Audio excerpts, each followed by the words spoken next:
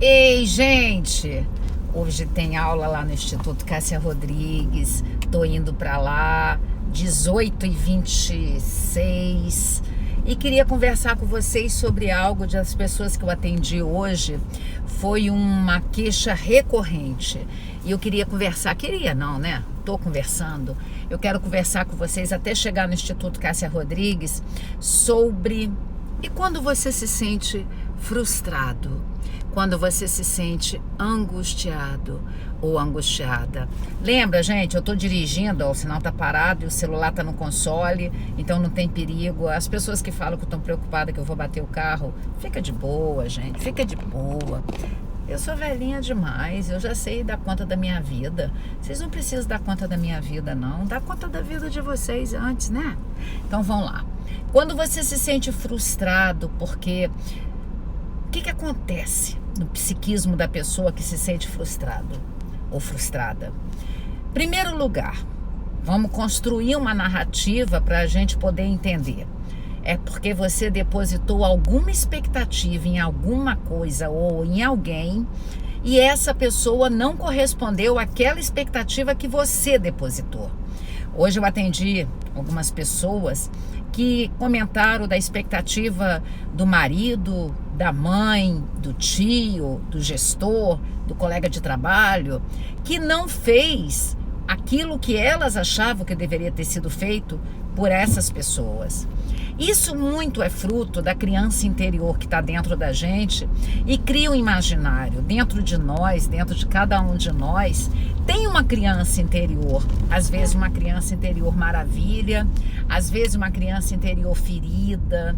E essa criança interior ferida, eu vou usar o que eu vou ministrar de aula no dia 4 de dezembro de 2019. Eu vou falar sobre a criança interior narcisista ou filha de pais narcisista que está dentro da gente e não consegue lidar com as demandas da vida. Todos nós temos uma criança interior que está dentro da gente, mas a gente tem que aprender. Vou colocar essa luz aqui para ver se melhora um pouco, que está muito escuro. A gente tem que aprender de alguma forma a lidar com essa criança interior que está dentro da gente e que não consegue se realizar, porque ela fica muito na expectativa de outro que vem para ajudar ela. Lembra que dentro de cada personalidade, usando o saber do Eric Berne, análise transacional, tem um estado pai, um estado adulto e um estado criança. Usando aquela frase do Jung, que todos nós nascemos originais e morrendo cópias, ou aquela frase do Jung também, deixa sua criança maravilha dentro de você, porque é ela que não faz você pirar pelas pressões da vida diária.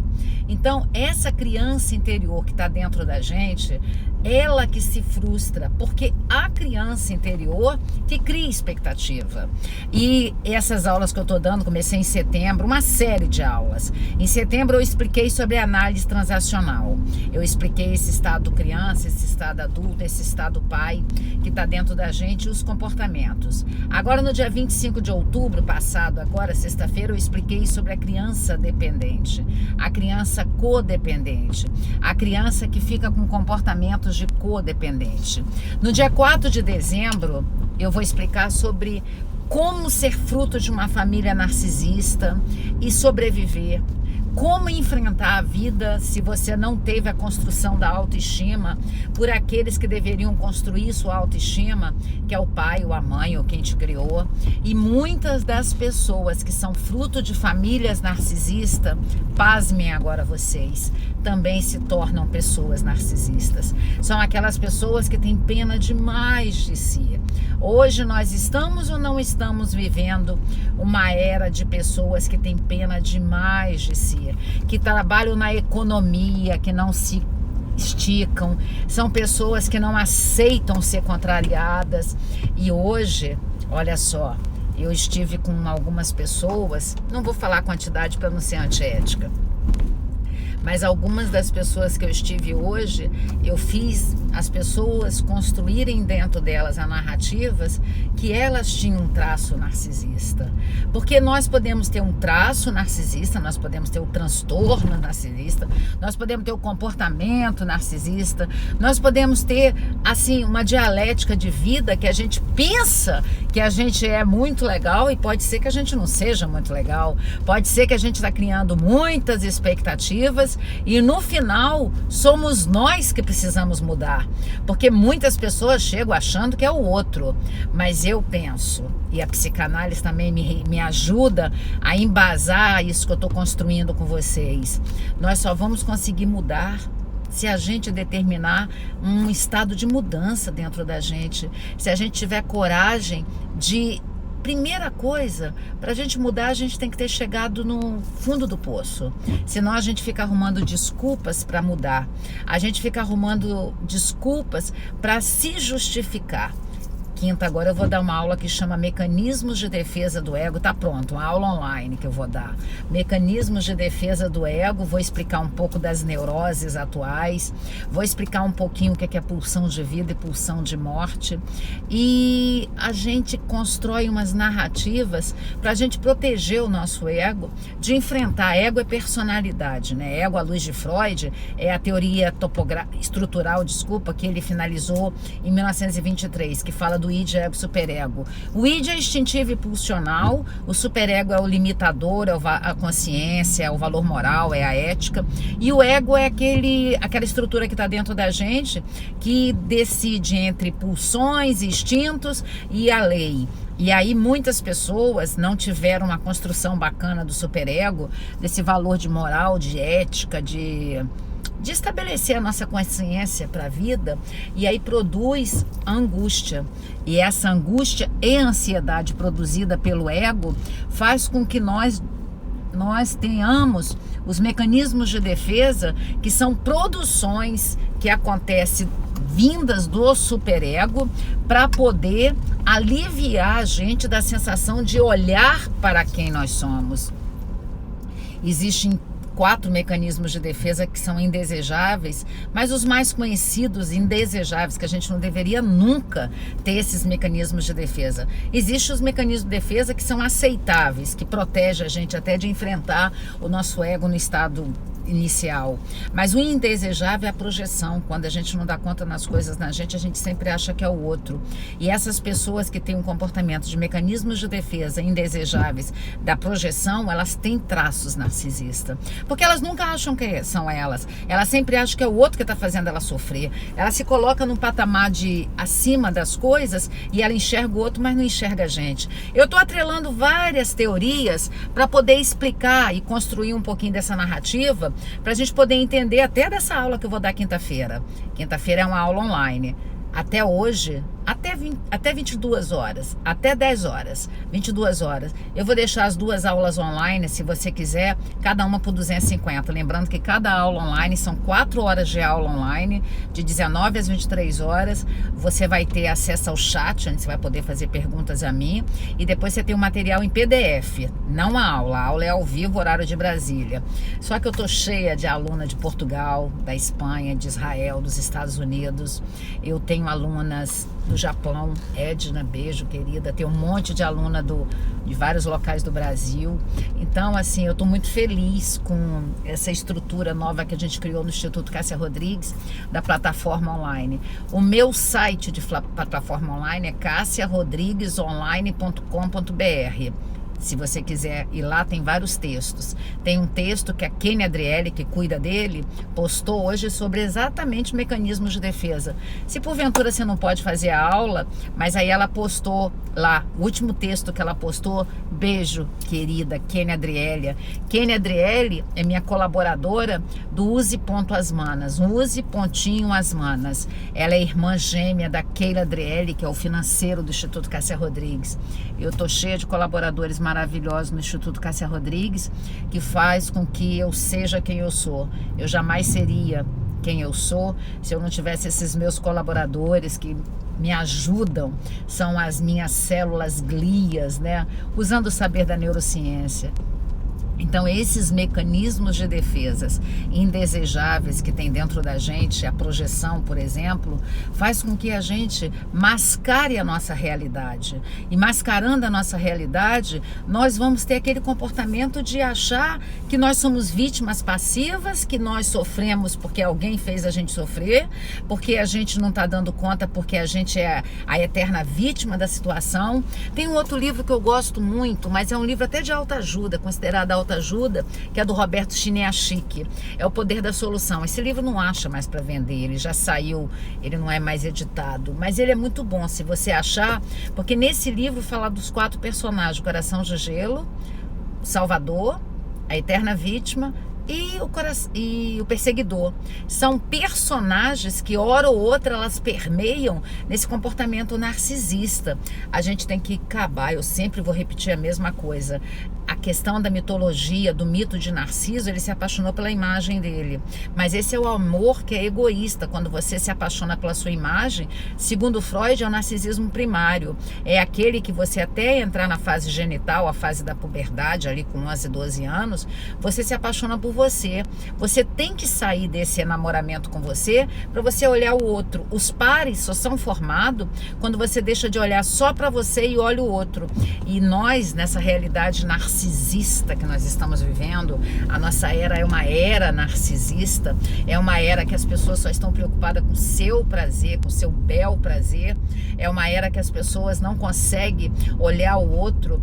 Eu penso que 30% da população, ela tem esse comportamento de só olhar para si, só olhar para suas mazelas e demandas. E nós precisamos sair dessa postura, né? As pessoas que continuam nessa postura, elas são aquelas que se tornam pessoas cansativas, se tornam pessoas chatas na nossa convivência. Eu tenho certeza que, como eu, você deve ter várias pessoas que caminham com você, que é extremamente pesada, pessoas que só procuram você para desabafar, pessoas que só procuram você para colocar as questões dela em cima de você. Então, são as pessoas que não conseguem se ver. E as pessoas narcisistas, a característica da pessoa narcisista, ela tem ausência de empatia, não ao nível do psicopata, porque o psicopata, o transtorno de personalidade antissocial ou sociopata, ela produz zero empatia. Mas o narcisista, ele tem aquela característica de não olhar o outro, ele não sabe ouvir o outro, ele não tem a estrutura que foi construída dentro dele para ouvir o outro. E geralmente as pessoas que são narcisistas, elas não se acham narcisistas porque elas ainda se acham objeto de inveja dos outros. Como ela tem muita inveja pelos outros, ela acha que é o outro que está invejando ela. Olha aí a projeção, olha a projeção, olha Freud presente. E os mecanismos de defesa, eles começaram a ser escritos pelo Freud, mas como um cientista que não tem vida eterna, o Freud foi embora com 83 anos, e aí a Ana Freud, a filha do Freud, continuou escrevendo os mecanismos de defesa. Você quer aprender sobre mecanismos de defesa? Uma aula só sobre mecanismos de defesa de neuroses atuais, onde eu estou dando até dezembro, eu ministrei mês passado, agora estou ministrando esse mês, algumas teorias da psicanálise para ajudar algumas pessoas que queriam muito aprender a psicanálise. Então eu dividi em 4 meses para poder aprender, e esse mês de outubro eu vou explicar sobre os mecanismos de defesa, pulsão de vida, pulsão de morte. Pra você entender, você sabia que quando a velocidade é 80 e você vai a 150, você está tendo uma pulsão de morte? Você sabia que a depressão, esse desejo da morte, porque depressão é o desejo da morte, ansiedade é evitar a morte, né? São as diferenças assim, bem a nível raso, mas pra gente entender, é uma pulsão de morte. É o Eros e Thanatos que Freud explicou tanto. E Freud escreveu sobre pulsão de morte e pulsão de vida quando a filha dele morreu com 27 anos. E ele começou a entender que desejo é esse, né? E a filha da filha, Sofia, que morreu, e ele amava muito essa filha, e ela morreu e ele não deu conta, e ele começou a escrever sobre pulsão de morte e pulsão de vida, Eros e Thanatos. Ali, naquele período de pós-guerra, que os filhos dele acabaram indo para a guerra, na Primeira Guerra Mundial. Na Segunda ele foi expulso da Alemanha, no último ano da vida dele, ele foi morar na Inglaterra. Mas por que que todas as aulas que eu ministro online, todos os vídeos que eu faço, eu sempre me reporto à psicanálise? Porque a psicanálise é essa ciência que nasceu em 1896, onde o Freud é dito perverso, mas a única coisa que Freud não é perverso. Freud foi um cara que falou algo que hoje ainda é inaceitável. Ele falou que a criança, ela nasce com prazer concentrado na boca. O primeiro prazer da criança é a boca. E se você observar um bebezinho de até 2 anos de idade, observa que ele leva tudo à boca.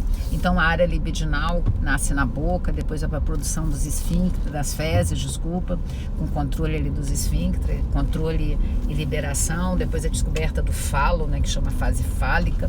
E com isso, o Freud começou a entender que nós temos esse comportamento do narcisismo primário, mas que é aceitável só enquanto a gente não entrou na fase da puberdade. E quantas pessoas emocionalmente são adultas, elas têm mais de 40 anos, e quando você vê, você fala, isso não é comportamento de um adulto, isso é comportamento de criança.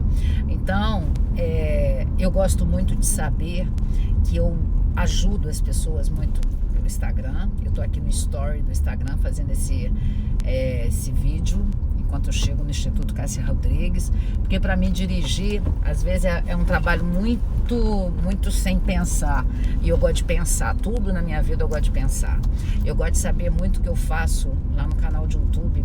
125 mil inscritos é um número muito gratificante, porque eu falo de economia, eu falo de política, eu falo de psicanálise, eu falo de psicologia, eu falo de vários assuntos. Algumas pessoas às vezes falam que eu não deveria falar de política. A pessoa que não sabe de política, ela é governada por quem sabe. Então a gente tem que parar com essa bobagem. E eu sei falar de política porque eu gosto de estudar. É óbvio que eu gosto de estudar política. Então, e eu queria encerrar esse vídeo agora falando dessa característica narcisista da Argentina. O Macri não se reelegeu na Argentina. Mas sabe quem é o Macri para a Argentina? É um Dória para o Brasil. É o que propõe Luciano Huck, que quer ser presidente em 2022. É aquele cara centrão, aquele cara do centro. É o Amoedo. E o Macri não conseguiu fazer a população da Argentina entender que a esquerda tinha acabado com o país deles, porque o Macri não se posicionou. Então não fica vocês achando que o Bolsonaro tem que ter uma postura mais educadinha, porque senão daqui a 3 anos a esquerda volta para o Brasil. Hoje está fazendo 1 ano, exatamente 1 ano, 28 de outubro de 2019, que nós escolhemos o Bolsonaro. Nós, 57 milhões de pessoas, escolheram Jair Messias Bolsonaro para governar o nosso país. E hoje nós podemos afirmar, depois do que Marcos Valério falou, que o Lula é o mandante do assassinato do prefeito Celso Daniel. Foi o Marcos Valério que falou nas delações que ele teve agora semana passada. Coisa que a gente já sabia, né? Nós que votamos no Bolsonaro já sabíamos. Só que a gente tem que começar a ter coragem. Não vá pra rua agora semana que vem, porque essa passeada é de esquerda. Eles estão querendo confundir a gente. Não vai pra rua, não. Se tiver movimento, vão na outra semana pra gente fazer o fim do STF do jeito que está sendo. Porque o STF vai continuar a votação. Eles deram uma pausa e vão continuar a votação para prisão em segunda instância. Nós estamos vivendo uma sociedade narcisista e nós estamos vivendo uma política narcisista. Algumas pessoas viram e falam que o Bolsonaro é narcisista. A única coisa que Bolsonaro não é narcisista. Ele está lá, nos países orientais, ele foi na China, no Japão, no Oriente Médio, ele está em vários países fazendo acordos econômicos. A Previdência foi aprovada no Senado por 66, eu acho que foi, o número é esse, se não me falha a memória. Paulo Guedes é um dos ministros da economia mais inteligentes que eu conheci. O último que eu tinha visto desse jeito era o Delfim Neto. Então, deixem de ser bobinhos. E eu escutei a entrevista de Leda Nagli com o Lobão. Até Leda Nagli ficou assustada. O Lobão, tanto que ela perguntou, teve um momento que ela perguntou: você usou alguma coisa? Você tá tão estranho? Você usou alguma coisa? Até a Leda Nagli, que é uma jornalista exemplar, maravilhosa, perguntou: vamos ter cuidado, não vamos ser massa de manobra, porque com certeza o que eu vi foi um Lobrão frustrado, porque ele criou a expectativa que Bolsonaro ia dar para ele 3 pirulitos ou 4 chicletes, como aquele menino Marcos Frota, como a Joyce Hasselman. Joyce Hasselman não está falando mal dos filhos do Bolsonaro, Joyce Hasselman está falando mal do Bolsonaro. Só que ela não tem culhões para falar. São pessoas com traço narcisista. O Lobão, a Joyce Hasselman, traço narcisista. Eu não estou afirmando que eles têm transtorno narcisista, mas eles têm um comportamento narcisista. Eles têm esse comportamento narcisista. Nós estamos percebendo. E de verdade, acorda, gente. Acorda. Senão pode acontecer no Brasil o que está acontecendo na Argentina. Eu estou fazendo doutorado em psicologia na Argentina. Eu sei o que eu vejo na Argentina. R$1 vale 14 pesos. E de verdade, esse novo presidente, onde a vice é a Cristina, aquela que está cheia de mandato de prisão, só que lá não tem um Moro, né, para prender ninguém. Com certeza, eles vão ter uma destruição, porque lá vai ter uma transformação que não vai ser bonita. E eu gostaria de convidar vocês, eu estou chegando aqui no Instituto Cássia Rodrigues, eu gostaria de convidar vocês a terem cuidado, porque nós não podemos, nós que temos entendimento para saber que a gente escolheu o Bolsonaro, a gente não escolheu o Frota, a gente não escolheu a Joyce Hasselman, a gente não escolheu o Dória. O Dória é uma grande farsa, né? E eu, na época que ele se candidatou a